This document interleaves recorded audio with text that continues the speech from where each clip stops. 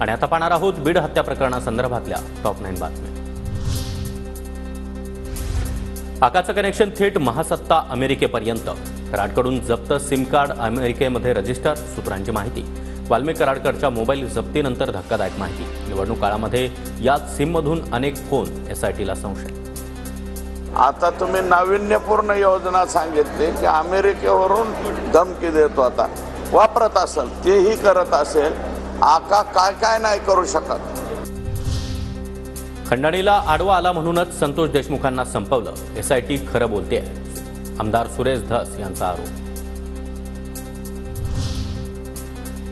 Harvester मालक आणि शेतकरी खासदार सुप्रिया सुळे यांच्या भेटीला। वाल्मिक कराडनं बारामतीमधील शेतकऱ्यांचे देखील पैसे बुडवल्याचा आरोप।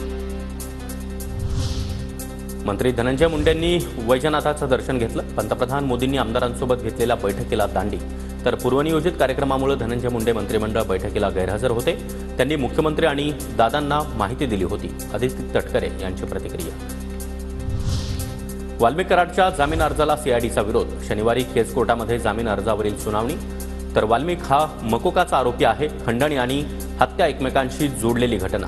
जामीन मिळाला तर पुराव्यांशी छेडछाड होऊ शकते। सीआयडीचं कोर्टामध्ये उत्तर सादर। आका काही पण करू शकतो। 17 मोबाईल वापरायचा, ठराविक लोकांना महिन्याला पैसे पुरवायचा। आका सोपा नाही। सुरेश धसांचा वाल्मिक कराडवर निशाणा। आका जो आहे हा सोपा आका नाहीये। हा आका 17 मोबाईल वापरत होता। 50 लोकांना प्रत्येक महिन्याला काहीतरी ठराविक रक्कम पाठवत होता आका। माझी खुली किताब। मंजिली कराडांना माझ्या गोष्टी उघड करू द्या, मी उत्तर देईन। वाल्मिक कराडच्या पत्नीनं केलेल्या आरोपानंतर खासदार बजरंग सोनवणे यांचं प्रत्युत्तर। सरपंच संतोष देशमुख हत्या प्रकरणातील फरार आरोपी कृष्णा आंधळे नाशिकमध्ये असल्याची चर्चा। आरोपीचा नाशिकमधील फोटो व्हायरल। पोलिसांकडून सर्च ऑपरेशन, मात्र फोटोमध्ये आरोपी नसल्याचं स्पष्टीकरण। संतोष देशमुख हत्या प्रकरण ज्येष्ठ विधिज्ञ उज्ज्वल निकम लढणार। खात्रीलायक सूत्रांची माहिती। मुख्यमंत्री देवेंद्र फडणवीस संध्याकाळी निकम यांची भेट घेतली, तर उज्ज्वल निकम बीड प्रकरण लढण्यास तयार असल्याची देखील माहिती।